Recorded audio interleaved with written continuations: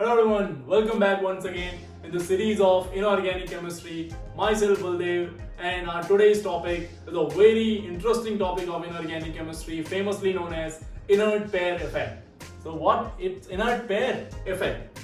Before we start the inert pair effect, I would like to tell you something that why we started this series, why we started this inorganic series, what is the idea behind this series. Okay, so first let me clear it out why we started. See, basically आपको लगता होगा या फिर आपने अब तक अगर जो आप 12th के स्टूडेंट हैं तो आपको ऐसा एहसास हो चुका होगा अब तक कि इनऑर्गेनिक इज वेरी बोरिंग, या फिर आपको लगता होगा कि ये बहुत रटने वाला सब्जेक्ट है, आप कहीं ना कहीं इससे दूर भाग रहे होंगे. तो बेसिकली इस सीरीज का बेसिक आइडिया यही है, बेसिक मोटो यही है कि आपका एक शिफ्ट लाया जाए, आपका एक इंटरेस्ट लाया जाए इनऑर्गेनिक केमिस्ट्री की तरफ. तो इसमें हम क्या करने वाले हैं, बहुत ध्यान से सुनिए. इसमें हम लोग क्या करेंगे, हम इनऑर्गेनिक केमिस्ट्री को इंटरेस्टिंग बनाने के लिए हर उस एक एक टॉपिक को उठाएंगे पूरी इनऑर्गेनिक से, जिससे बहुत सारी चीजें एक्सप्लेन हो रही होंगी इनऑर्गेनिक की, मींस लॉजिकली एक्सप्लेन हो रही होंगी.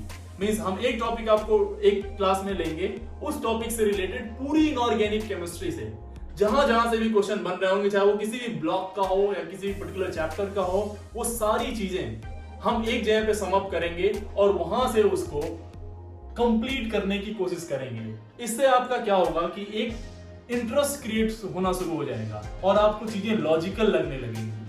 ठीक है, तो बेसिक मोटो ये है कि आपका एक शिफ्ट क्रिएट किया जाए इनऑर्गेनिक की तरफ. मोस्टली स्टूडेंट फिजिकल केमिस्ट्री में इंटरेस्ट लेते हैं, बचे कुछ ऑर्गेनिक में चले जाते हैं और बहुत कम आते हैं इनऑर्गेनिक की तरफ. पर एडवांस में और नीट में कोई भी कॉम्पिटिटिव एग्जाम में ऐसा नहीं है कि वो इनऑर्गेनिक को इग्नोर कर दे. इनफैक्ट 1-2 साल पहले जाइए, जेईई एडवांस का पेपर देखिए, तो फिजिकल केमिस्ट्री के जितने क्वेश्चन आए थे ऑलमोस्ट सभी क्वेश्चन में इनऑर्गेनिक यूज करते हुए क्वेश्चन को आगे बढ़ाया था.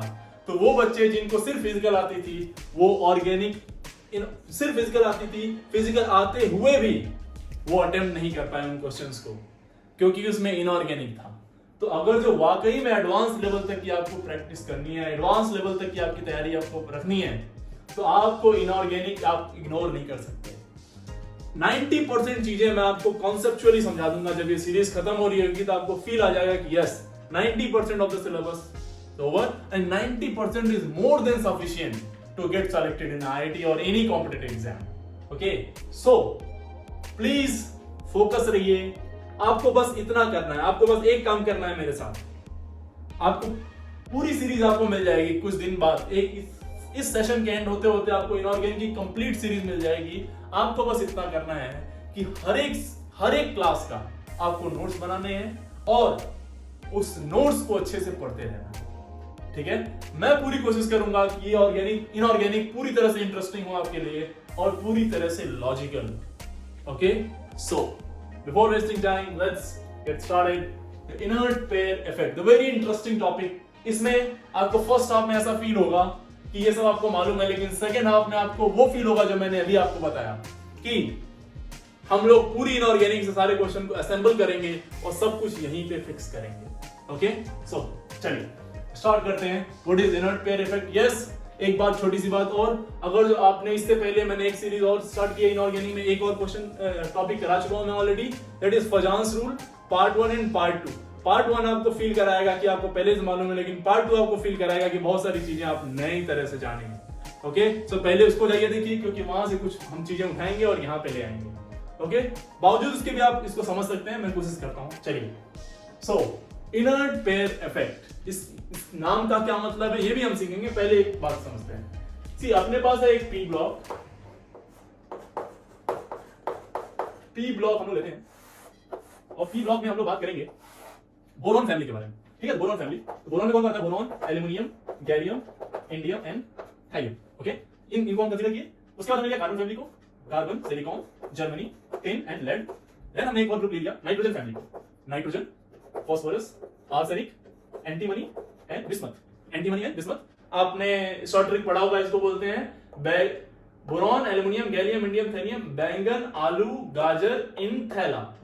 इसको याद कर लीजिए, बैगन, आलू, गाजर इन थैला। इसको बोलते हैं हम लोग कहे शिव जी सुनो पार्वती। कहे शिव जी सुनो पार्वती, ऐसे याद कर लीजिएगा। इसको बोलते हैं हम लोग नेपाल, पाकिस्तान, ऑस्ट्रेलिया। नेपाल, पाकिस्तान, ऑस्ट्रेलिया सब एसपी, सब भिखारी, सब भिखारी। ऐसा नहीं है पर ठीक है, फिर भी हम याद करने के लिए ऐसा बोल रहे हैं। ओके, चलिए। तो आपको अगर जो मालूम हो तो इसको कॉन्फ़िगरेशन इसका कुछ ऐसा आता था, NS2NP1, इसका आता है NS2NP2, इसका आता है NS2NP3, आउटर इलेक्ट्रॉनिक कॉन्फ़िगरेशन। तो इसको बेसिकली ये +3 में जाता है, ये +1 +3 में जाता है, ये +1 +3 में जाता है, +1 +3 +1 एंड +3। ठीक है, इसको देखेंगे तो कार्बन +2 में आता है और 4 में भी आता है। ये भी +2 +2 +4 +2 +4 +2 +4 +2 एंड +4। ये आपको मालूम होना चाहिए। देखो, अगर यहां से एक इलेक्ट्रॉन निकालते हैं तो +1 में जाएगा, और ये भी निकाल देते हैं तो +3 में चला जाएगा। यहां से 2 निकालते हैं तो +2 में जाएगा, और ये यहां से भी 2 निकाल देते हैं तो +4 में चला जाएगा। यहां से बताओ +3 एंड +5, बोलो +3 एंड, ये तीनों निकाले तो 3, और दो यहां से भी, यहां से दोनों निकाल दिया तो +5। सी +3 +5 +3 +5 +3 +5। ठीक है, ये इस तरह से एग्जिस्ट करता है। नाउ मैं थोड़ा सा एक पॉइंट और बताता हूं आपको। मैं कुछ करने जा रहा हूं, यहां पे कुछ घेर रहा हूं।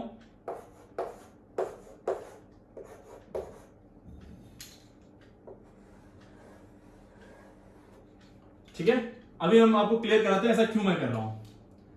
फोकस थोड़ा बनाए रखिएगा। सॉरी, ये +4 वाला होगा, +4 +4 +4, और यहां पे हम लोग लेंगे +2।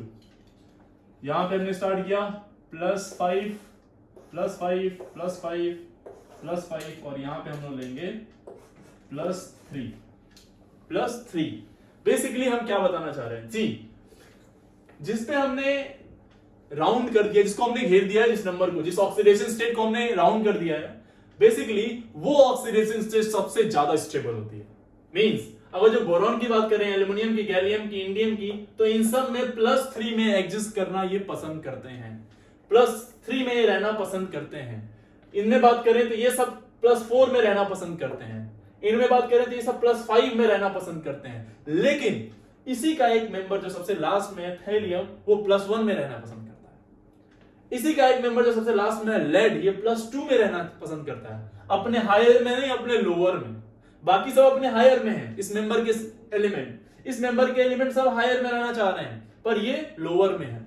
सेम यहां पे देखिए तो ये भी सब किसमें, हायर में है, बट बिस्मथ किसमें है, अपने लोअर में है। अपने किसमें है, लोअर में। अब ये समझते हैं क्यों। ठीक है, अब ये समझने की कोशिश करते हैं ऐसा क्यों है बेटा। तो चलिए स्टार्ट करते हैं। एक बहुत ही इंटरेस्टिंग लेते हैं, थैलियम। एटॉमिक नंबर 81 होता है आपका। इलेक्ट्रॉनिक कॉन्फ़िगरेशन में जो आपको मालूम हो, ये होता है ज़ेनॉन, 54 तक यहां आ जाता है। उसके बाद आता है 4F14 5D10 6S2 and 6P1, ये होता है बेटा। ठीक है, this is the electronic configuration. अब अगर जो ध्यान से आप देखें तो आपको ये आउटर मोस्ट शेल है, इलेक्ट्रॉन यहां से निकालने हैं आपको, है ना। और ये इसका न्यूक्लियस। अगर जो इसके न्यूक्लियस को हम लोग इस तरह से ले लें तो देखो यहां पे क्या क्या चीजें आ रही हैं। यहां पे इनर में आ गया 4F, 5D आ गई, और यहां पे 6S और 6P, है ना। इलेक्ट्रॉन यहां से आपको निकालने हैं। तो देखो इनर में 4F और 5D आने की वजह से आपको मालूम है कि ये इतनी ज्यादा साइज में होती हैं कि इनकी शील्डिंग बहुत कम होती है, और शील्डिंग इनका कम होगा मींस ये कम रोक पाएंगी, ये इनके इलेक्ट्रॉन कम रोकेंगे इसके अट्रैक्शन को इसके इलेक्ट्रॉन की तरफ। बेसिकली क्या होता है, ये न्यूक्लियस इसके इलेक्ट्रॉन को अपनी तरफ खींचता रहता है, अंदर के इलेक्ट्रॉन उस इलेक्ट्रॉन को रिपेल करते हैं ताकि वो दूर जाए, और ये चाहता है कि वो पास आए। पर हम क्या कह रहे हैं कि 4f और 5d के जो इलेक्ट्रॉन्स हैं यहां पे, इनकी शील्डिंग, ये जो उधर धक्का मारते हैं उसको, ये बहुत वीक होता है, और जब ये वीक होगा तो इनको घसीट के पास में लाएगा, इसको खींच के पास लाएगा, तो इसका अट्रैक्शन जो होगा वो इस पे बहुत ज्यादा होगा बेटा, बहुत ज्यादा होगा, और बहुत ज्यादा होगा अट्रैक्शन, तो ये खींच के पास में आएगा, और पास में अगर जो आया तो इससे इलेक्ट्रॉन साइज हो जाएगी छोटी, और इससे इलेक्ट्रॉन निकालना हो जाएगा मुश्किल, है ना। तो अगर जो आप एक इलेक्ट्रॉन निकालते हैं, इसका +1 एक इलेक्ट्रॉन निकालते हैं तो कहां चला जाएगा, Xe आ जाएगा 4f14 और 5d10 6s2 6p0। एक इलेक्ट्रॉन तो निकालना इजी है, लेकिन इसके बाद अगर जो आप इलेक्ट्रॉन निकालने की कोशिश करेंगे तो मुसीबत आ जाएगी। तो क्या हो जाएगी, मुसीबत आ जाएगी। ऐसे ही ये थैलियम का था, ऐसे ही लेड की बात करें हम लोग, इट इज 82। इसमें से इसका लिखे तो हम लोग क्या आएगा, xenon 4f14 5d10 6s2 and 6p2। Same इसके भी केस में कौन आ गया, 4f and 5d, 4f and 5d। तो एक बार को आप यहां से इलेक्ट्रॉन तो निकाल लेंगे, और कितना इलेक्ट्रॉन निकाल पाएंगे, 2। तो उसके बाद यहां से इलेक्ट्रॉन निकालना बहुत मुश्किल हो जाएगा, महाभारत हो जाएगी, यहां से भी निकालना बहुत मुश्किल। तो बेसिकली जैसे ही यहां से आप यहां आते हैं, यहां से यहां, तो एक 4f इंट्रोड्यूस हो जाती है, यहां से यहां आते ही क्या इंट्रोड्यूस हो जाती है, 4f इंट्रोड्यूस हो जाती है, और इस 4f के इंट्रोड्यूस होने से बहुत सारे प्रोटॉन न्यूक्लियस में एक्स्ट्रा बढ़ जाते हैं। एक्स्ट्रा प्रोटॉन बढ़ने की वजह से इलेक्ट्रॉन भी बढ़ते हैं। अब इसके प्रोटॉन को प्रभाव को रोकने के लिए यहां पे ऑर्बिटल आती तो है, लेकिन उसके इलेक्ट्रॉन का शील्डिंग इतना ज्यादा नहीं हो पाता है, जिससे इससे क्या होता है, इफेक्टिवली ये न्यूक्लियस को खींच के पास में लाता है, और इसके इलेक्ट्रॉन को निकलने में फिर मुश्किल हो जाती है। फिर ये इलेक्ट्रॉन नहीं निकलेगा, यानी कि ये स्टेबल कहां रहेगा, +1 में, ना कि +3 में, ना कि +3 में। तो अगर जो हम स्टेबिलिटी की बात करें, अगर जो हम लोग स्टेबिलिटी ऑफ आयंस की बात करें, तो हम क्या बोलेंगे कि Tl+1 is more stable than Tl+3। अरे हाँ है ना, Pb+2 is more stable than, बोलो यार, Pb+3 सॉरी +4। अरे हाँ है ना, वेरी इंटरेस्टिंग, वेरी इंपॉर्टेंट। सी नेक्स्ट, ऐसे ही कौन सा वाला, बिस्मथ वाला, क्या हो जाएगा, Bi+3 is more stable than Bi+5, Bi+5। ऐसे ही एक मरकरी डी ब्लॉक का Hg, इसका एटॉमिक नंबर कितना होता है, 80। देखो ना, बेसिकली हमने क्या किया, यहाँ पे 81 था ना, 81 में से एक इलेक्ट्रॉन निकाला, कहां चला गया वो 80 में। 80 मतलब ऐसा इसकी तरह, आया ना, और फिर उससे निकालना, 80 वाले इलेक्ट्रॉन से निकालना, आगे का इलेक्ट्रॉन निकालना मुश्किल। तो अगर जो आपने यहां से और इलेक्ट्रॉन निकाला है Hg से, 2 इलेक्ट्रॉन और निकाले, तो कौन ज्यादा स्टेबल होगा, 0 वाला। अरे हाँ ना, ये बात समझ में आ गई। सो this is what inert pair effect is. अब समझिए जरा, हुआ क्या, समझो जरा। इसकी शील्डिंग, 4f की शील्डिंग वीक होने से इस न्यूक्लियस ने इसके इलेक्ट्रॉन को अपनी तरफ खींचा, और यहां से इलेक्ट्रॉन निकालना थोड़ा सा इजी हुआ, लेकिन जैसे आप 6s से इलेक्ट्रॉन निकालना चाहे, इसका ये इतना ज्यादा स्ट्रांगली अट्रैक्ट किया हुआ था कि उसको निकालने के लिए आपको एनर्जी बहुत ज्यादा, ऐसा नहीं निकाल सकते हैं, पर इतनी भयंकर एनर्जी देनी पड़ेगी आपको कि उससे सिस्टम अनस्टेबल हो जाएगा। आपको याद होगा कि कोई भी सिस्टम स्टेबल कब होता है, जब उसकी एनर्जी कम हो, तो स्टेबिलिटी ज्यादा होती है। और आप क्या कह रहे हैं, इलेक्ट्रॉन को निकालने की एनर्जी बहुत ज्यादा दे रहे हैं, बहुत ज्यादा एनर्जी देंगे तो सिस्टम के अंदर ही तो एनर्जी है, सिस्टम की एनर्जी बढ़ेगी, system becomes highly unstable. Okay, so यहां से इलेक्ट्रॉन निकालना बहुत मुश्किल, बहुत ज्यादा एनर्जी मांग रहा है वो निकालने के लिए। Okay, so basically generally higher oxidation state are more stable than the lower. Higher oxidation state is more than the lower oxidation state, but in case of thallium, lead and bismuth, इसको point को लिख लीजिएगा, due to weak shielding of 4f orbital, lower oxidation states are more stable, lower oxidation states are more stable. और इसी समझिएगा ध्यान से, now एक क्वेश्चन आता है why we call it what inert pair effect। अब इसका क्या मतलब है, why we call it inert pair effect, समझिए इस why का मतलब, हम इसलिए इसको inert pair बोलते हैं। देखो समझो, अगर जो हम इससे एक इलेक्ट्रॉन निकाले तो यहां पे आ गया, ठीक है, और इलेक्ट्रॉन निकालना चाहें तो मुश्किल है निकालना, यानी ये इन दोनों इलेक्ट्रॉन को हम लोग निकाल नहीं सकते, बहुत ज्यादा एनर्जी चाहिए। और इन दोनों इलेक्ट्रॉन को नहीं निकालने का मतलब बेसिकली यही है कि इन दोनों को एक्साइट नहीं करा सकते, और अगर जो एक्साइट नहीं करा पाएंगे इनके इलेक्ट्रॉन्स को, तो ये दोनों इलेक्ट्रॉन अवेलेबल नहीं है बॉन्डिंग के लिए। These two electrons are not available, not available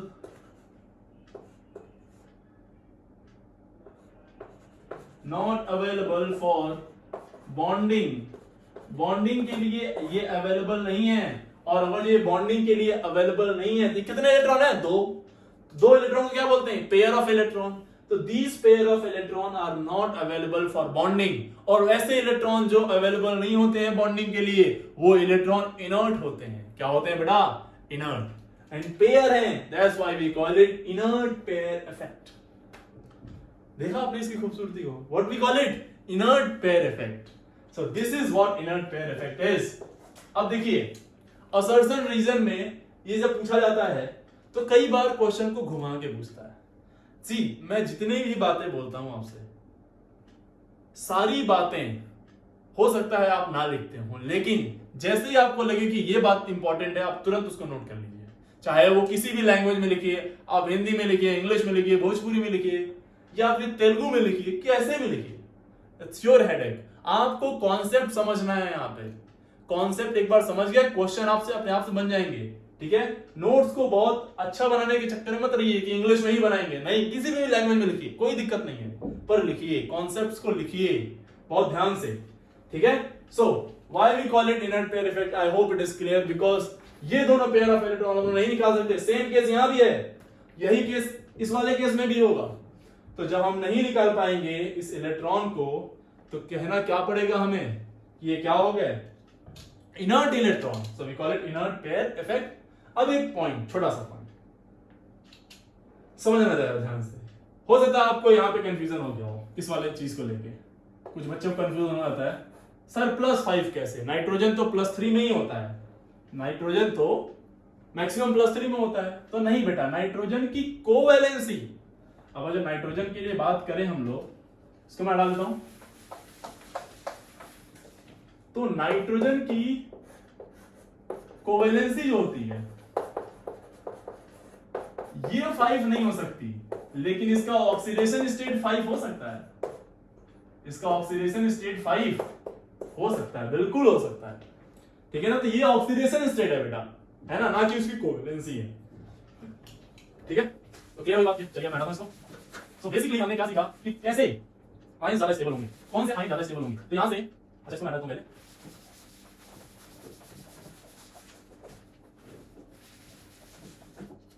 जो मैं पूछूं आपसे, यहां पे देखो Sn+2 और Sn+4 मैं स्टेबिलिटी पूछूं तो कौन ज्यादा स्टेबल होगा बताओ, Sn4+ बोलेंगे आप, लेकिन इसी के नीचे जैसे लेड पे आएंगे Pb+2 और Pb+4 में, तो जवाब क्या आ जाएगा, Pb+2, Pb+2। क्लियर है ना बात ये। तो आप स्टेटमेंट लिख सकते हैं कि as we go down the group in a periodic table of p block elements,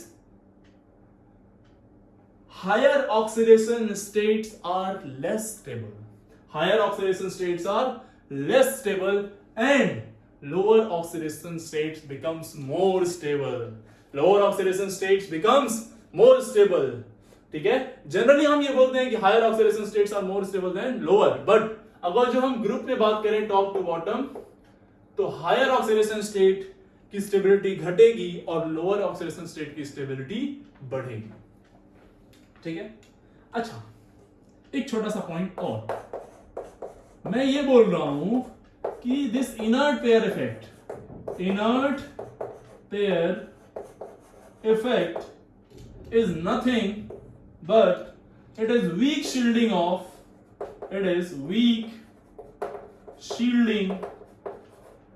of 4f orbital या f orbital।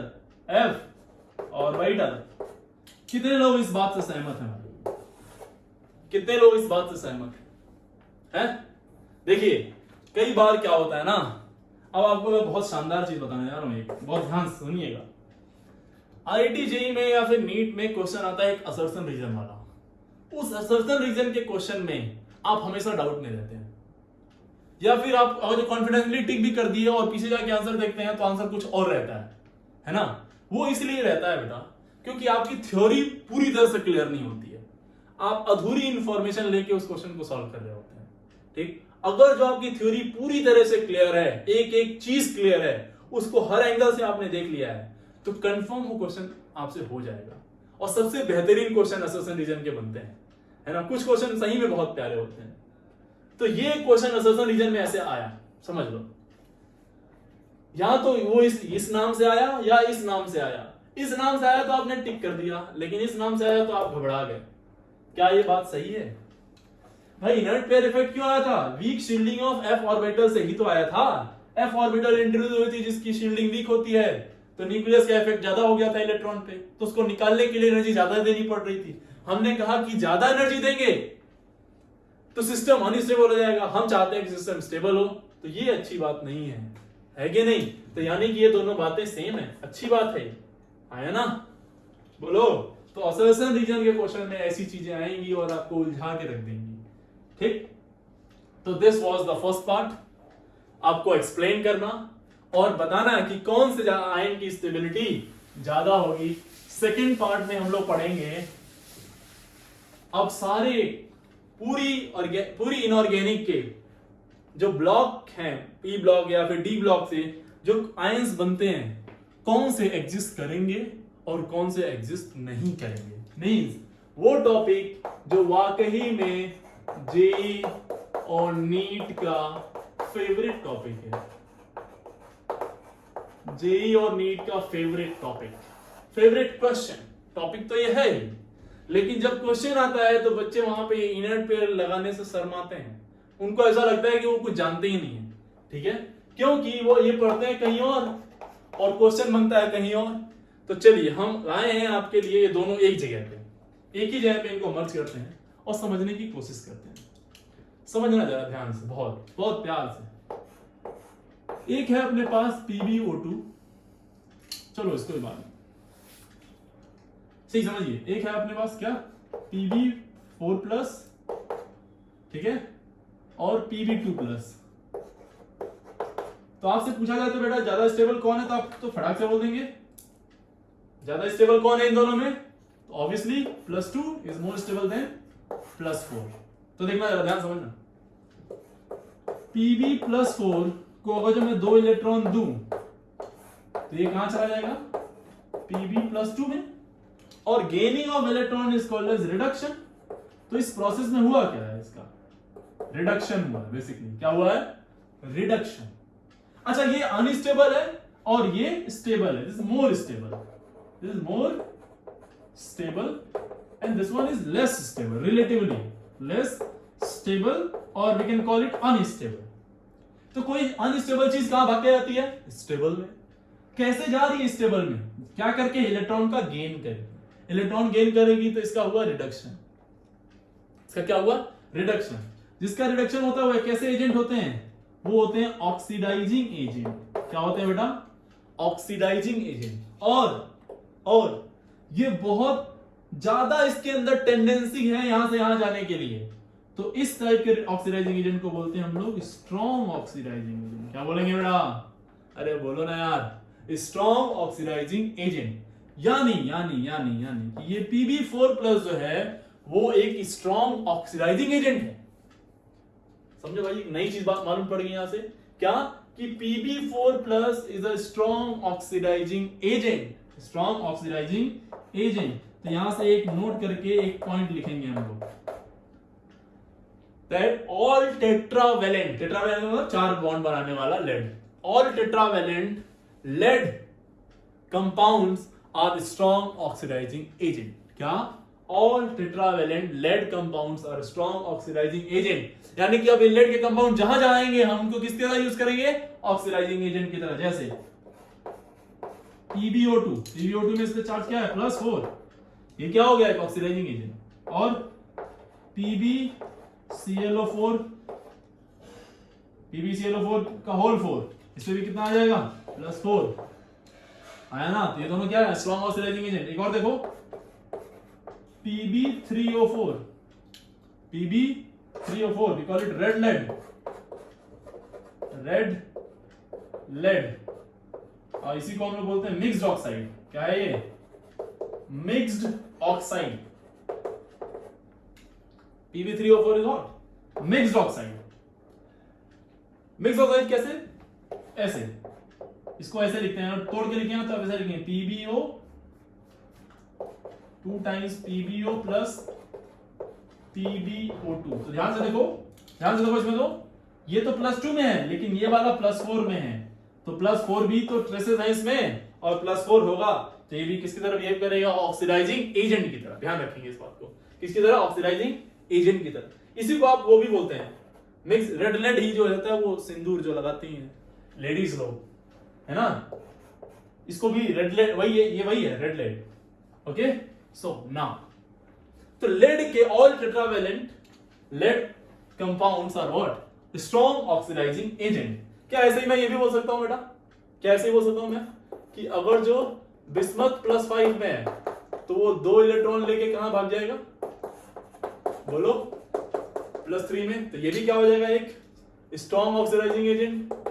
अरे हाँ है ना, बोलो ना यार। ऐसे ही मैं क्या बोलता हूं?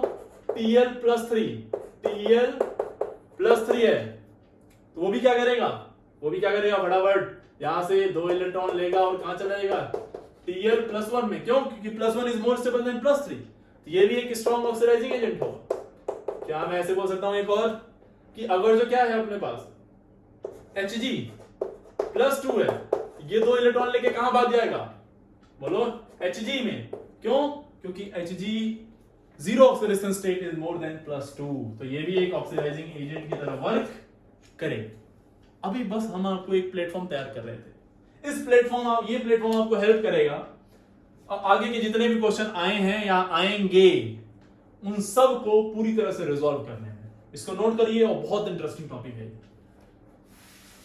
अब देखना, जो प्रीवियस ईयर क्वेश्चन आए हैं या जो आएंगे, आप समझ लीजिए आज मैंने जो टॉपिक करा रहा हूं मैं, इस टॉपिक से अगर जो क्वेश्चन आया तो इन्हीं में से आएगा, इससे बाहर एक क्वेश्चन ना आने वाला। ध्यान रखना इस बात को, गारंटी के साथ मैं बोल रहा हूं ये बात आपसे। देखिए कैसे। पहला क्वेश्चन आया कि PbI4 does not exist. Why? Does not exist को आगे से हम लोग बोलेंगे DNE, does not exist. Why? एक क्वेश्चन आया कि PbI4 एग्जिस्ट नहीं करता है, क्यों?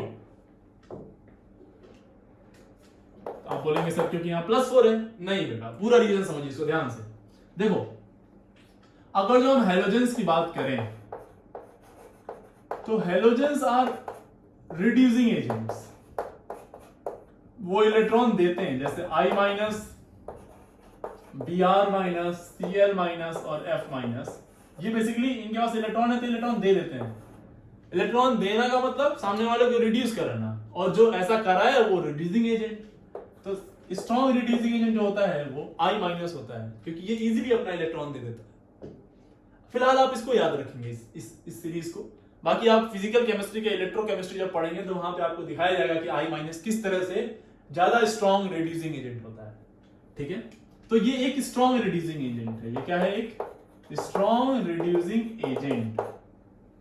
तो अगर जो देखो, समझना ध्यान से इस बात को, हमारे पास है Pb पे +4 और I पे माइनस।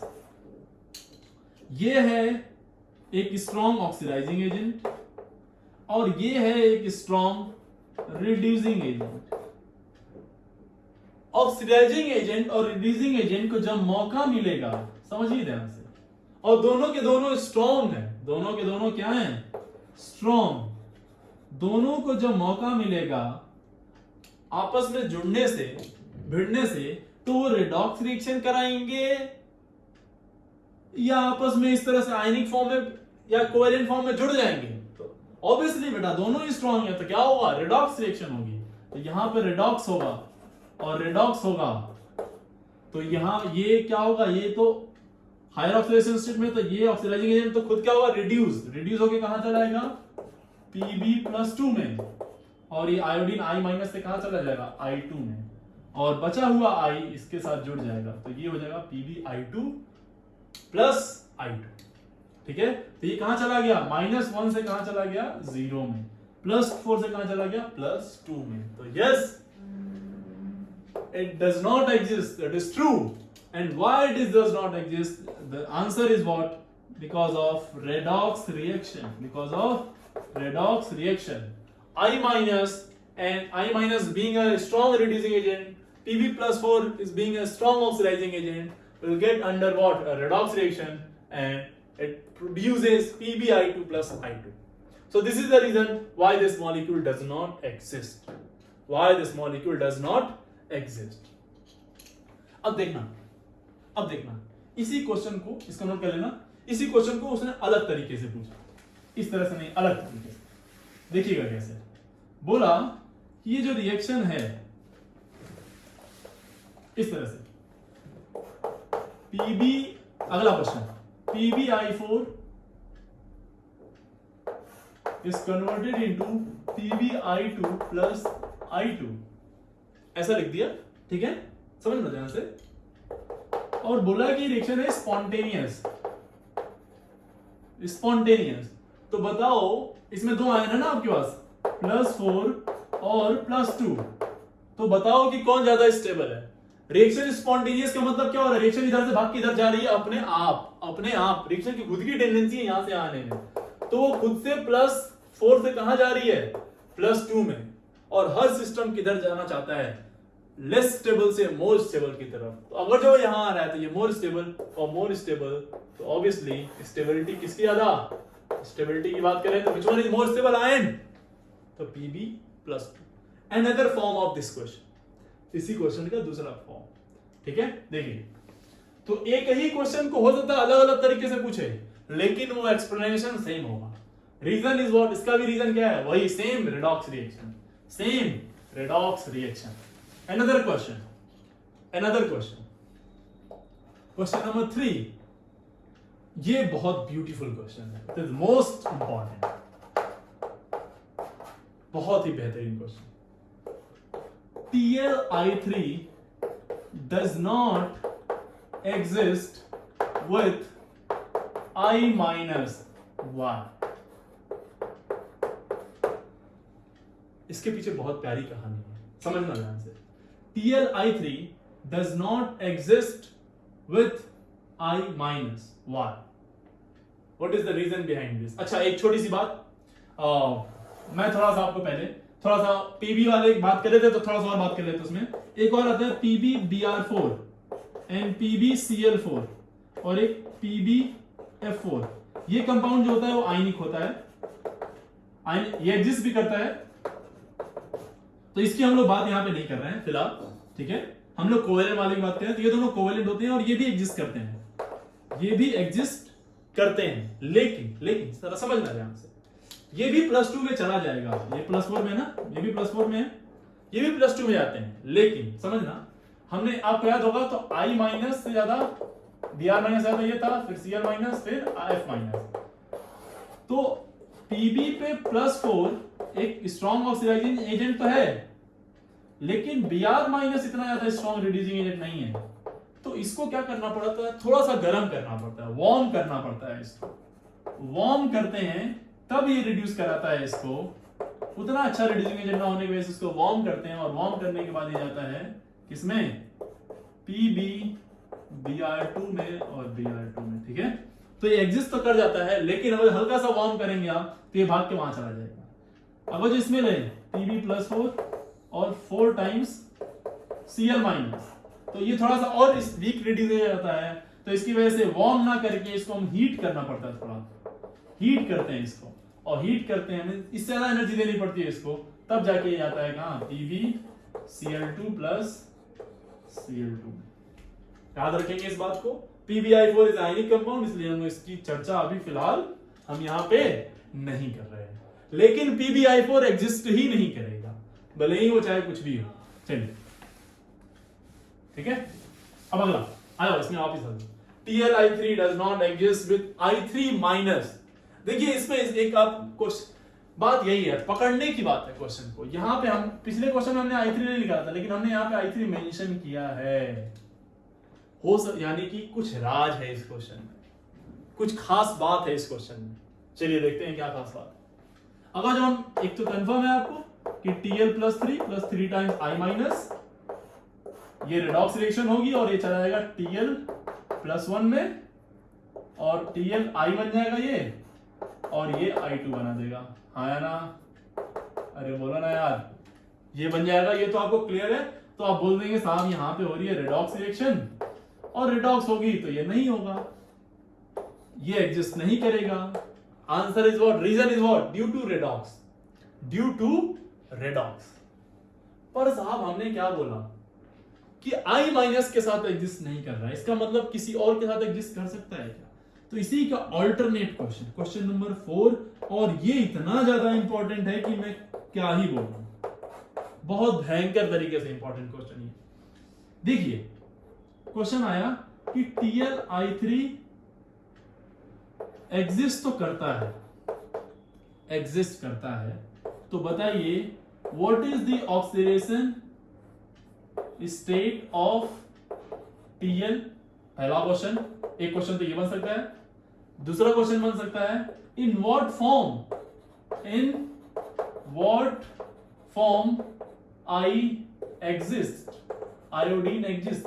आयोडीन किस फॉर्म में एग्जिस्ट करता है, आयोडीन किस फॉर्म में एग्जिस्ट करता है यहां, ठीक है। पहले बोल दिया उसने कि TlI3 एग्जिस्ट करता है, और यहां बोल रहे हैं TlI3 does not exist with I3 minus. Means यहां पे देखो, समझना देना से, बहुत प्यारा इसका एक्सप्लेनेशन है, एकदम अलग टाइप का क्वेश्चन। और ऐसे ही क्वेश्चन पसंद है लोगों को, ऐसे ही क्वेश्चन जेई को पसंद है, नीट को पसंद है। देखिए इसमें क्या होता है, Tl ऐसे एग्जिस्ट करता है +1 और N3 माइनस के फॉर्म में, सॉरी I3 माइनस के फॉर्म में एग्जिस्ट करता है, इस फॉर्म में। देखो बहुत ब्यूटीफुल एक्सप्लेनेशन है इसका।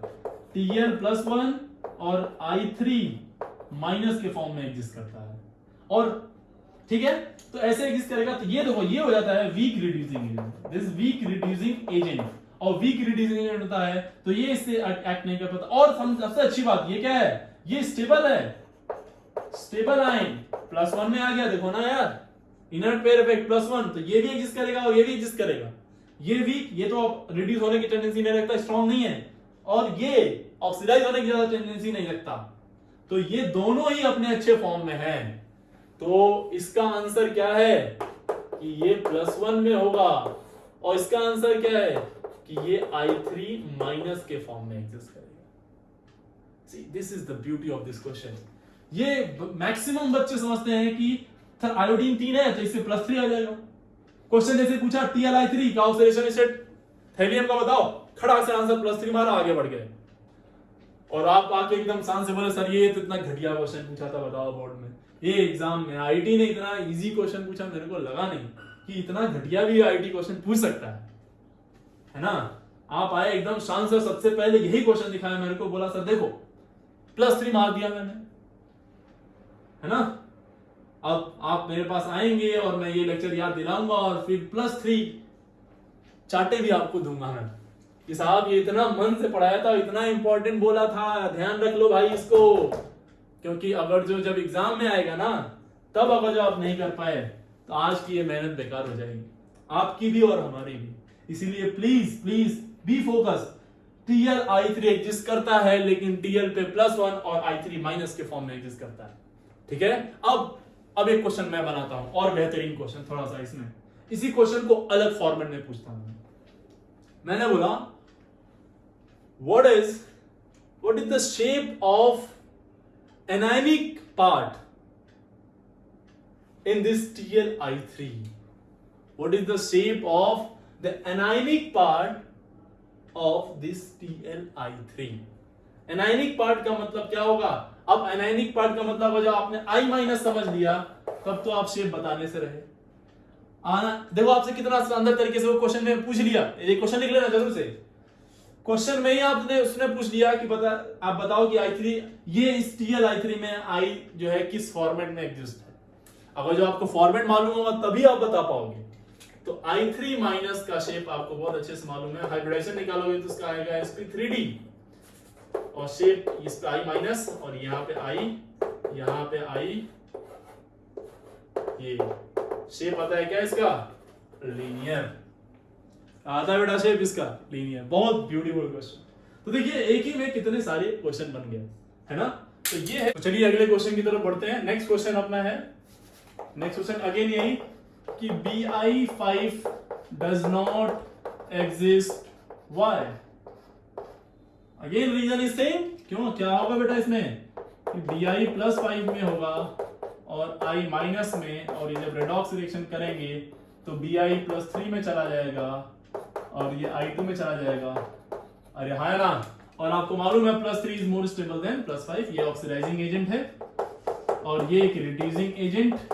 तो again the reason is same. The reason is what? The reason is what? Redox reaction. Reason is what? Redox reaction. I hope it is clear. Next beautiful question, अगला question समझना ध्यान से। ये question बहुत प्यारा है। हम कह रहे हैं HgCl2 and SnCl2 does not exist together. Why? HgCl2 and SnCl2 एक साथ एग्जिस्ट नहीं करेंगे। अगर उनको एक कंटेनर में रखा जाए, एक टेस्ट ट्यूब में रखा जाए तो दोनों एक साथ एग्जिस्ट नहीं करेंगे। क्यों? पहले आप खुद से ट्राई करिए। इतना आइडिया आपको शायद हो चुका हो कि आप कर पाए इस क्वेश्चन को। ठीक है, खुद से ट्राई कर लीजिए और देखिए। तो देखो यहां से ये +2 में है और ये भी +2 में है। तो आपको अच्छे से मालूम है, मरकरी की बात करें तो मरकरी +2 में है तो 2 इलेक्ट्रॉन लेके कहां जा सकता है? Hg0 में, और इनर्ट पेयर इफेक्ट की वजह से Hg0 is more stable then Hg2+। Hg0 is more then Hg2+। तो ये बेसिकली एक ऑक्सीडाइजिंग एजेंट है अच्छा खासा, कह सकते हैं क्या? अच्छा दूसरा देखें, Sn+2 में है ये, इससे हम 2 इलेक्ट्रॉन और निकाल रहे हैं, ये चला जाएगा Sn4+ में। तो इसका हुआ है क्या? रिडक्शन। ये ऑक्सीडाइजिंग एजेंट, ये रिड्यूसिंग एजेंट। रिडक्शन हुआ ना इसका खुद का, कैसा एजेंट होगा? Reducing agent. और इसमें आप ध्यान से देखें तो Sn में कौन सा स्टेबल होता है? +4 इज मोर स्टेबल देन +2। यानी कि ये यहां से यहां आना चाहता है और ये +2 से 0 में जाना चाहता है, ये +2 से +4 में जाना चाहता है। तो जब आप इन दोनों, अब पकड़ लिया आपने, क्लियर हुई ना बात? क्यों? जब आप इन दोनों को साथ में रखेंगे HgCl2 और SnCl2 तो बेसिकली ये कहां भाग के जाएगा? बताओ, Hg कहां चला जाएगा? अकेला हो जाएगा। और Sn कहां चला जाएगा? SnCl4 में। यानी कि ये +2 से कहां चला गया? 0 में, और ये +2 से कहां चला गया? +4 में। ये यहां पे क्या हुआ है? ऑक्सीडेशन। यहां पे क्या हुआ है? रिडक्शन। और what is the reason behind this? The reason behind this is what? Again inert pair effect और stability of ions. Stability of ions. So this is the reason why they do not exist together. Why they do not exist together? Another question. समझिए ध्यान से। देखना D block के element Fe3+ और Cu2+, they are again strong oxidizing agent. ये भी एक strong oxidizing agent है। बेसिकली ये कहां से बिलोंग करते हैं? D ब्लॉक से। कहां से बिलोंग करेंगे बेटा? D ब्लॉक से। तो अगेन एक क्वेश्चन ऐसे हम बना सकते हैं कि FeI3 does not exist, why? या फिर Cu(I2) does not exist, why? अरे हाँ है ना, बोलो यार, समझ में आ गई ना बात? ये क्या है +3 में, ये क्या है +2 में? अरे बोलो ना यार। तो क्या होगा इस केस में? Fe कहां चला जाएगा? Fe +3 से 3i के साथ मिल के जाएगा Fe +2 वाले में, यानी FeI2 प्लस I2 में। ये अगेन ये ऑक्सीडाइजिंग एजेंट, रिड्यूसिंग एजेंट, दोनों रेडॉक्स रिएक्शन आएगी इसमें। अगले वाले केस में क्या होगा? Cu +2 में है तो 2 टाइम्स I से मिलेगा और कहां चला जाएगा? Cu +1 में, +1 इज मोर स्टेबल, तो CuI + I2। So this is the reason. सब रेडॉक्स रिएक्शन को आप देख रहे होंगे कि हर तरह की रेडॉक्स रिएक्शन को मैंने एक जगह पे सबको असेंबल करके एक जगह पे आपको सर्व कर दिया है ना। और रेडॉक्स के साथ साथ क्या इंक्लूड किया है? किसका फ्यूजन है रेडॉक्स के साथ? है इनर्ट पेयर इफेक्ट, है ना। कितना प्यारा कॉम्बिनेशन है दोनों का, देखिए, है ना। इसको हटाता हूं मैं। अब आप बताइए कहां से इनऑर्गेनिक आपको लग रहा है ये रटने वाली चीज है? Everything has some reason. आपको कुछ बताई जाती है बातें, कुछ नहीं बताई जाती, बस इतना ही है। हर चीज रीजन के साथ। चलिए, आई होप आपको इनऑर्गेनिक थोड़ी थोड़ी अब समझ में आ रही होगी, तो आपको मजा आने लगा होगा। अगला देखिए, नेक्स्ट एक क्वेश्चन और दिया, बहुत प्यारा, बहुत ब्यूटीफुल क्वेश्चन। सी ऐसा, CuI4 पे 2- एंड CuI4 पे 3-, ये क्वेश्चन है। और बोला which of the following is more stable, और विच ऑफ द फॉलोइंग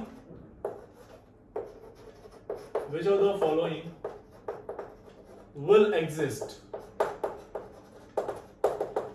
कौन सा इसमें से एग्जिस्ट करेगा? Which of the following will exist. तो ऐसे क्वेश्चन अगर जो आपको करना है, वैसा क्वेश्चन आ गया है तो ऐसे कुछ नहीं करना है बेटा। ऐसा CuI4 को देखो, पहले एक बार खुद से रिटर्न कर लीजिए और इसमें इसका ऑक्सीडेशन स्टेट निकालो। तो इसको मान लेते हैं हम लोग x, 4 टाइम्स आयोडीन का -1 होता है इज इक्वल टू चार्ज इस पे -2। तो आप बता दो कितना आ जाएगा? इधर पे -4 होगा तो आ जाएगा तो +4, और 4 में से 2 जाएगा तो +2। तो यहाँ पे इसका ऑक्सीडेशन स्टेट कितना है? +2। इस वाले केस में किस में चला गया? +2 में। अरे बोलो ना यार। और यहाँ पे अगर जो हम देखें CuI4 और यहाँ पे 3- है, तो इसको x ले लो, 4 - 1 इक्वल्स टू व्हाट? -3, और यहाँ पे x की वैल्यू कितनी आ जाएगी? +1। तो आपको मालूम है कि ये वाला एग्जिस्ट करेगा और ये वाला एग्जिस्ट नहीं करेगा, क्योंकि +2 वाला एग्जिस्ट नहीं करता है, लेस स्टेबल होता है ना। तो कंपेयर की बात करें या स्टेबिलिटी की बात करें इन दोनों में, which one is more stable? This one. Existence की बात करें तो कौन एग्जिस्ट करेगा? ऐसा पूछ लिया तो ये एग्जिस्ट करेगा और ये एग्जिस्ट नहीं करेगा। अरे बात समझ में आ रही है कि नहीं? ठीक है, तो ये है। ये देखिए एक क्वेश्चन हो गया। ये डी ब्लॉक एलिमेंट के क्वेश्चन बनने लगे। बेसिकली ये कोऑर्डिनेशन कंपाउंड जब चैप्टर पढ़ेंगे तो वहां से एक क्वेश्चन रेज होता है, लेकिन एक्सप्लेनेशन देखिए इस क्वेश्चन का कहां से है, इस बेहतरीन टॉपिक से, यहां से। ठीक है, अगला देखो,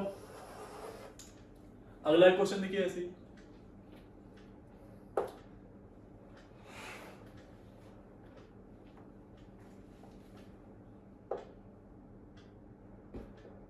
ये क्वेश्चन और बेहतरीन है। जैसे टीएल वाला इंपॉर्टेंट था, उतना ही इंपॉर्टेंट ये है। टीएल वाला कई बार अलग अलग फॉर्म में पूछा जा चुका है, TLI3। इस क्वेश्चन को ज्यादा पूछा नहीं है। इस क्वेश्चन के आने के चांसेस थोड़े और ज्यादा हैं। ठीक है, तो देखिएगा कितना बेहतरीन क्वेश्चन पूछा आपसे। क्वेश्चन पूछा गया आपसे कि what is the oxidation state of gallium in GaCl2। What is the oxidation state of gallium in GaCl2? GaCl2। तो आप में से बहुत सारे बुद्धिजीवी कहेंगे कि सर इतना सड़ेला क्वेश्चन पूछने का क्या ही मतलब है, आंसर इज +2। और जैसे ही आपने +2 मारा, ये ऑप्शन ए ही दिखेगा आपको, एक 4 ऑप्शन में से पहला ही ऑप्शन +2 दिखेगा, और आप फिर से भागते आए और बोले ऐसा घटिया क्वेश्चन पूछा ना, ऐसा घटिया क्वेश्चन जेई ने पूछा कि तैयारी का मतलब ही नहीं समझ में आया मेरे को। ठीक है, तो देखिए अगर जो आपको ये लेक्चर याद रहता तो आप क्वेश्चन +2 कभी नहीं मारते, और थोड़ा सा दिमाग यूज करते तो भी नहीं मारते। कैसे? अगर जो आपको याद हो तो ये बोरॉन, एल्युमिनियम, गैलियम, इंडियम, ये बोरॉन वाली फैमिली का है, और देखें तो ये +1 +3 वाले हैं, ये सब +1 और +3 वाले, यानी गैलियम हम कह रहे हैं कि साहब या तो +1 होगा या तो +3 होगा, +2 तो हो ही नहीं सकता। यहां से देखो ध्यान से, तो ये +1 या +3 एग्जिस्ट करता है, दो ही में एग्जिस्ट ही करता है, और आप आंसर मार के आ रहे हैं +2। लगता है पॉसिबल है? हैं? तो ये पॉसिबल नहीं है। बेहतरीन क्वेश्चन, समझिए इसको कैसे करेंगे। तो देखो बेटा, ये जो GaCl2 है ना, ये एक एम्पिरिकल फॉर्मूला है। एम्पिरिकल फॉर्मूला, ये बेसिकली एक्चुअल मॉलिक्यूलर फॉर्मूला है ही नहीं। आपको वो बेवकूफ बनाना चाहा और आप बन गए। क्वेश्चन आपको ट्रैप करना चाहा और ट्रैप हो गया। ये एक्चुअली मैं यही जानना चाह रहा था कि आपको ये मालूम है कि नहीं। तो देखिए ध्यान से, ये एम्पिरिकल फॉर्मूला है, बेसिकली एग्जिस्ट करता है ऐसे, GaCl4 इस फॉर्मेट में एग्जिस्ट करता है। ठीक है, तो अगर जब आप इसको तोड़ेंगे यहां से, तो ये +1 में चला जाएगा, ठीक है, और इस पे -3 आ जाएगा, और -3 आएगा तो ये वाला गैलियम आ गया +1 ऑक्सीडेशन स्टेट में, और ये वाला गैलियम किस में आएगा, निकाल लो, तो +3। तो ऑक्सीडेशन स्टेट का आंसर क्या होगा, +1 and +3 बोथ, +1 and +3 बोथ, +2 नहीं, +2 नहीं, गलती से भी +2 नहीं बेटा। बहुत प्यारा क्वेश्चन है, ध्यान रखना इसको। हाँ, ये मैं बोलूंगा, आप याद रखिएगा, इसको याद रखिएगा। आप बोलेंगे लॉजिक नहीं है, लॉजिक है, लॉजिक यहां है, यहां समझना पड़ेगा आपको। आप +2 मारेंगे इसका मतलब आप गधे हैं। +2 मार कैसे सकते हैं आप बिना कुछ सोचे समझे? अगर जो जेईई ने क्वेश्चन पूछा तो आपको कुछ सोचना तो पड़ेगा ही ना। ऐसे +2 बोलना होता तो उसको इतना इजी क्वेश्चन तो नहीं देगा ना, समझो ना इस बात को, है कि नहीं? तो ये +1 +3 दोनों में एग्जिस्ट कर सकता है, ठीक है, यानी दो डिफरेंट ऑक्सीडेशन स्टेट मिक्स कर रहे हैं, है कि नहीं? चलिए थोड़ा सा और, अब देखो, अब मैं दूसरे एंगल को दिखाता हूं आपको। इन सारे क्वेश्चन को हमने दूसरे तरीके से कैसे एक्सप्लेन करेंगे, यानी कि सेकंड मेथड समझो। और सेकंड मेथड आपको मैंने बोला कहां हेल्प करेगा, मैंने बोला था थियरी वाले क्वेश्चन जब आएंगे, यानी असल से रीजन वाले क्वेश्चन आएंगे, तो वहां पे ये सब काम आएगा, है ना? चलो समझ में ध्यान से, हम क्या बोलना चाहते हैं। सेकंड एक्सप्लेनेशन जो है वो बॉन्डिंग से आता है। किससे आता है? बॉन्डिंग से। पहला एक्सप्लेनेशन रेडॉक्स से आया, दूसरा एक्सप्लेनेशन बॉन्डिंग से। जरा समझिए कैसे। देखो, तो हमने बोला क्या, हमने बोला कि साहब सर TlI3 में ये I- के फॉर्म में एग्जिस्ट नहीं करता, PbI4 नहीं एग्जिस्ट करता, Bi5 एग्जिस्ट नहीं करता, अरे हाँ है ना, और आगे बोलो, Bi5 के अलावा HgI2 एग्जिस्ट नहीं करेगा, FeI3 एग्जिस्ट नहीं करेगा, CuI2, ये सारे क्या हैं? They does not exist। ये वो वाले हैं जो एग्जिस्ट नहीं कर रहे हैं। तो रीजन क्या है एग्जिस्ट ना करने के पीछे? तो देखिए यहां पे हम लोग दो रीजन लेके चलेंगे, एक I- के रिस्पेक्ट में और एक मेटल के रिस्पेक्ट में, like let's say Pb, lead के रिस्पेक्ट में। See I- is big in size, it is big in size. Size में अगर ज्यादा हुआ तो ये जिससे जुड़ेगा उसके साथ जो बॉन्ड बनाएगा वो बॉन्ड जो होगा वीक होगा, वो बॉन्ड जो होगा वो क्या होगा? वीक। न्यूक्लियस से बहुत दूरी आउटर मोस्ट की ज्यादा है ना, तो न्यूक्लियस का इंफ्लुएंस इलेक्ट्रॉन पे कम होगा, तो आसानी से पेड इलेक्ट्रॉन को खींच नहीं पाएगा, और जब अच्छे से पकड़ेगा नहीं तो बॉन्ड वीक होगा।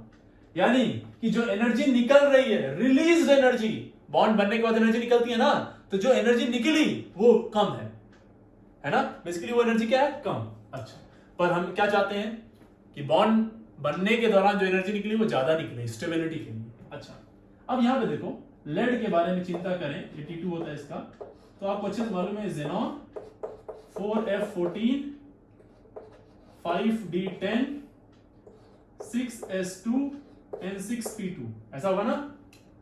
ऐसा होगा ना? तो दो इलेक्ट्रॉन तो आप एक बार को निकाल सकते हो, यहां से जीरो कर सकते हो इसको, लेकिन चार निकालने के लिए आपको इससे सौदा करना पड़ेगा, और इससे सौदा है बड़ा मुश्किल। इसके इलेक्ट्रॉन को निकालने के लिए जो आयनाइजेशन एनर्जी देनी पड़ेगी, बहुत ज्यादा एनर्जी देनी पड़ेगी। Means ionization energy is very high,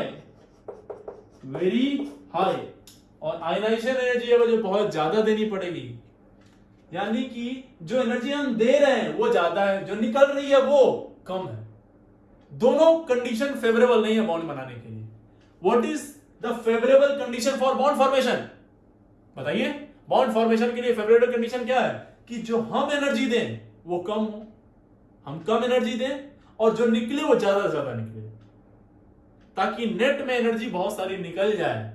और सिस्टम स्टेबल कब होता है? जब एनर्जी उसकी कम होती है। एनर्जी कब कम होगी? जब एनर्जी उससे निकले। तो यहां पे तो उल्टा सीन हो रहा है, देना ज्यादा पड़ रहा और निकल कम रहा है। देना हम चाहते कम से कम दें और निकले ज्यादा, लेकिन यहां पे क्या है? जस्ट ऑपोजिट सीन है। जस्ट ऑपोजिट सीन होगा तो ये बॉन्ड कभी नहीं बनेगा। अरे हाँ या ना, बताओ ना यार, ये बात समझ में आ गई? तो this is the second explanation that why this molecule does not exist. The first explanation was redox and second explanation is bonding. तो assertion region में अगर जो क्वेश्चन दोनों में से ही पूछ लिया तो आप दोनों ही आंसर टिक करेंगे, है कि नहीं? ये बात क्लियर हुई कि नहीं? आप किस्मत की बात करें तो Bi5 तो एग्जिस्ट नहीं कर रहा था, ऐसे ही Br5 भी एग्जिस्ट नहीं करेगा, और BiCl5 भी एग्जिस्ट नहीं करता है। इसमें कोई भी एग्जिस्ट नहीं करता है बेटा, ध्यान रखेंगे। यस, BiF5 एग्जिस्ट करता है, बट ये बेटा जी क्या होता है? इट इज आयनिक। हम बात किसकी कर रहे हैं? कोवेलेंट की। तो ये सारे जो कोवेलेंट हैं ये एग्जिस्ट नहीं करेंगे, ये एग्जिस्ट नहीं करेंगे, इसको ध्यान रखिएगा। क्लियर हो गई बात? अब एक छोटी सी बात, पहला फर्स्ट स्टेबिलिटी ऑफ, ये बहुत इंपॉर्टेंट, अगेन इसका एक्सप्लेनेशन लोगों को समझ नहीं आता इजीली, लेकिन समझिए इसको। स्टेबिलिटी ऑफ डाईहैलाइड्स, डाईहैलाइड्स की स्टेबिलिटी, और stability of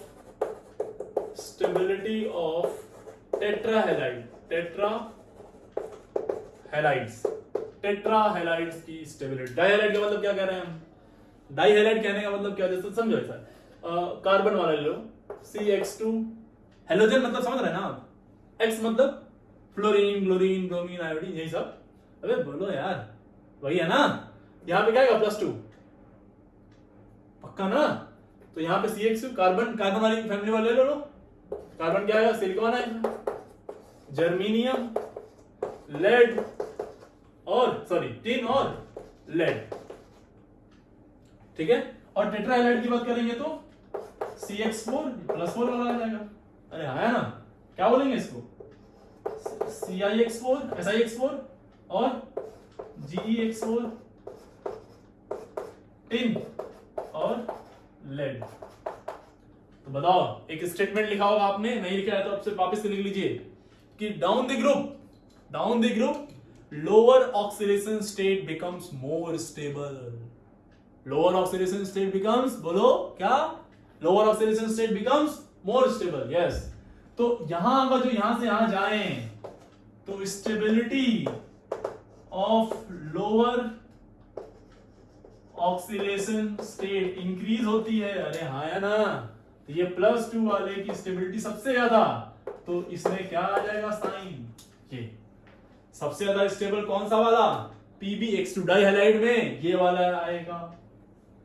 down the group, अगला statement, down the group stability of higher oxidation state decreases.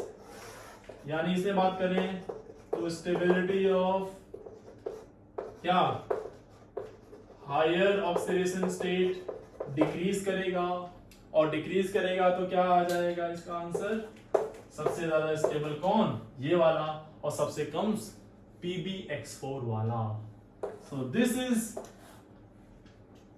Explain by inert pair effect. Clear हो गई ना ये बात? स्टार्टिंग में बोला था लोअर और हायर वाला। जनरली एक स्टेटमेंट बोलेंगे, generally higher oxidation state is more stable than lower, but in case of बोटो Pb, thallium, lead, bismuth and mercury, lower oxidation state are more than higher. just because of weak shielding of 4f orbital which is called as inert pair effect. Inertness क्यों आई? क्योंकि वो दोनों pair of electron available नहीं थे bonding के लिए, they are not available for bonding, so we call it inert pair effect. ठीक है, आज की क्लास में इतना रहने देते हैं। फिलहाल हमने पूरी तरह से इसको एक्सप्लोर कर लिया इनर्ट पेयर इफेक्ट को, और जहां जहां भी क्वेश्चन इसके बनते थे वो सारे क्वेश्चन असेंबल करके हम आपके लिए परोस दिए हैं। अच्छे से इसको कर लीजिए, नोट्स बना लीजिए और याद रखिए और टाइम टाइम पे रिवीजन करते रहिए। ठीक है, अगली क्लास में हम लोग फजानुल अवज नहीं पढ़े अब तक, तो प्लीज इसको पढ़िए क्योंकि अगली क्लास जो होने वाली है थोड़ी सी फजानुल से रिलेटेड होगी और बहुत इंटरेस्टिंग क्लास है इनऑर्गेनिक की, that is thermal stability of salts या फिर आयनिक कंपाउंड्स। थर्मल स्टेबिलिटी की बात करेंगे हम लोग। ठीक है, बहुत इंटरेस्टिंग क्लास है वो भी। ठीक है, तो फिलहाल इसको यहां रहने देते हैं। अगर आपको ये सब सीरीज पसंद आ रही है इनऑर्गेनिक की, प्लीज आप अपने फ्रेंड्स के साथ शेयर करिए, लोगों के साथ शेयर करिए, लाइक करिए, इसको सब्सक्राइब करिए। आप अच्छे अपने कमेंट कर सकते हैं। आपको अगर कुछ नहीं समझ में आया तो आप वो भी कमेंट कर सकते हैं, समझ में आया तो भी कर सकते हैं। प्लीज थोड़ा इसको, अगर आपको सही में समझ में आ रहा है तो अप्रिशिएट करिए जस्ट बाई लाइकिंग, सब्सक्राइबिंग और hitting the bell icon. Okay, so इसको हम लोग यहीं पे फिनिश करते हैं। Thank you very much.